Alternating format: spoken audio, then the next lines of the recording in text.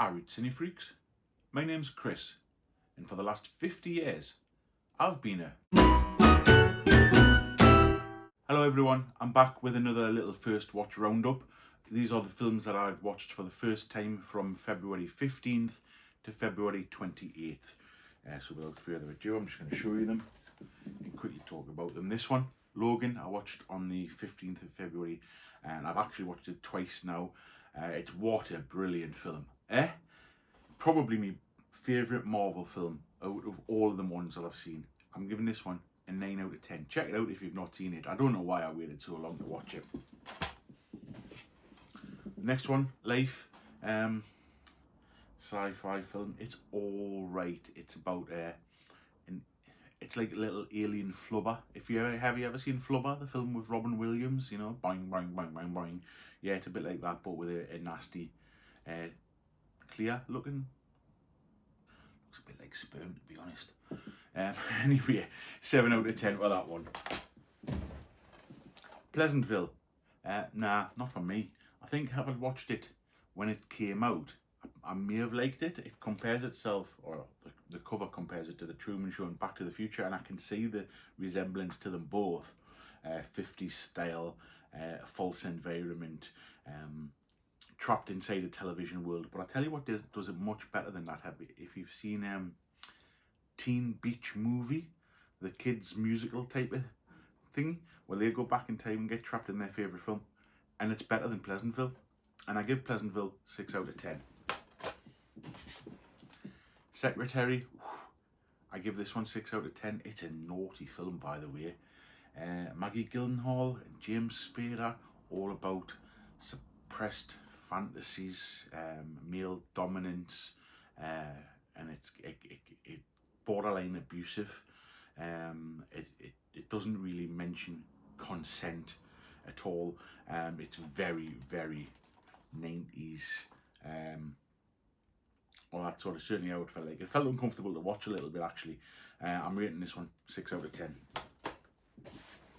The next one, 7 Lives. Danny Dyer is dying on a bridge, and he somehow teleports himself into 7 other people's lives, or 6 other people's, including himself. 6 other people's lives, including Martin Compston and Craig Conway. Martin Compston plays a rock star. Craig Conway plays a prize fighter. It's an interesting concept. It's not the greatest. It's like little mini stories with the overarching storyline. And I've given this one 7 out of 10. 7 Lives. Belly of the Beast, Steven Seagal. Don't bother with it. Very poor. I've rated this one 4 out of 10. It's a bit of a stinger. Echo Park. It's all right. Echo Park, Los Angeles.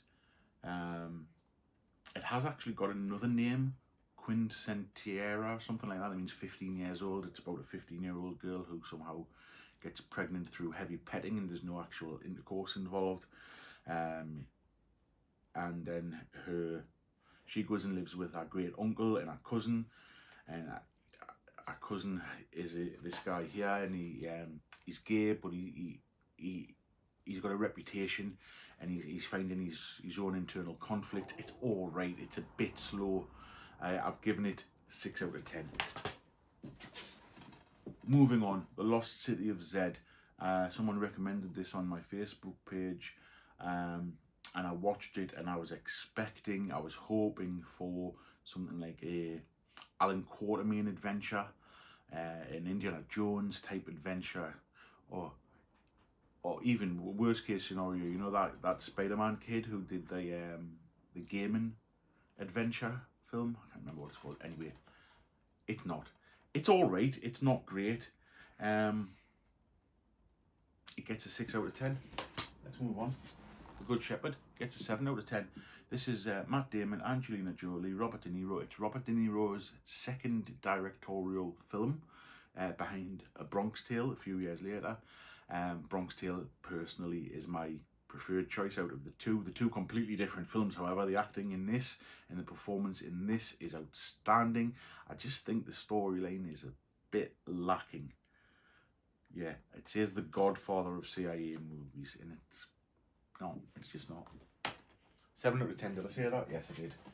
Next one, Shrooms. Yeah, it's been kicking around on my shelf for a little while. It's came up a couple of times in my options of my Unseen 6, and it eventually got its chance to shine, and it's definitely different. Yeah, you know, some bits are quite scary, some bits are just ridiculously silly, and I've given this one 7 out of 10. If you like cheesy horrors, you like Shrooms. Killing them softly, it doesn't matter what you like. If you like films, you'll love this. It is great. Probably certainly in the last fortnight on par with Logan. I'm giving it a 9 out of 10, and it's probably one of the favourite films I've definitely seen all year. This, however, sadly, is not The Condemned. It's an all-right concept. It's a battle. There's only one survivor. There's people fighting in front of cameras, in front of Wi-Fi and the internet. They're ex-cons. It does get a little bit rough, especially when the game first begins. It's an alright film, but Stone Cold Steve Austin, he was just too wooden in it for me. I just couldn't get away with his character at all. The Frozen Ground. Sorry, did I say what I give The Condemned? I give The Condemned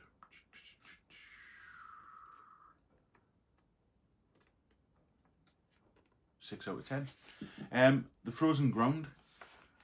What a good film. If you like serial killer, cop chase, there's so many times that they're so close to each other in this cat and mouse game that you're really on the edge of your seat thinking he's got him, and he gets away. Not to give you any spoilers or anything, check it out if you've not seen it. I give this one an 8 out of 10. I had the scores written down, but I've run out. I didn't do the last few, so I'm just going to make it up as I go. Tina, what's love got to do with it? Ooh, what a tough film to watch. I know the story of Ike and Tina Turner briefly before I watched this. I knew they'd split up. I knew he'd hit her. I didn't know the extent of the domestic abuse, and I didn't know certainly how public it was in front of family and friends. And that's one of the things that really has carried with me since this film, the bystander effect, and how everybody was just more interested in just, oh, it's Ike, oh no, he's rich and powerful. I'm not messing with him. I'm not going to stand up and stop him. And that's what really got us. But yeah, I like Tina Turner's music. You know, it's a very hard film to watch, but I'm glad it's been made. I'm glad I've seen it. I'll give that a 7 out of 10. The Hamiltons, I'll give a 6 out of 10. It's not great. One of the best independent horror films since Saw. Well, it's not. It's an all right film. I think the main cast just weren't convincing enough for us. The storyline worked okay. 6 out of 10. The Conjuring 4, Last Rites. Certainly not the best Conjuring film in the whole franchise, and we're talking Annabelle and The Nun and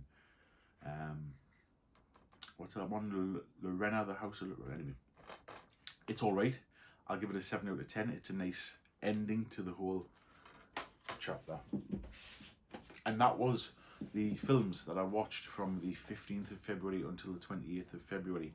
I do these every night on my Facebook page. I share 6 films and say which one should I watch. If anybody is around to comment, they will comment, and if they don't, I just choose one myself, and then the next day I share which one I've done. These are my little review and ranking videos for these. If you like this kind of content, feel free to like, comment, subscribe, do all of the lovely stuff. Like I say, I'm also on Facebook, Common Geordie Film Geek. Feel free to come and say hello over there. I'm just getting started, so the content in the post are a little bit tediously monotonous, but I'm just getting into the habit of making sure I post daily. Anyway, to wrap this up, I watched the second disc of An Evening with Kevin Smith in this fortnight as well. It's a fantastic live stand-up.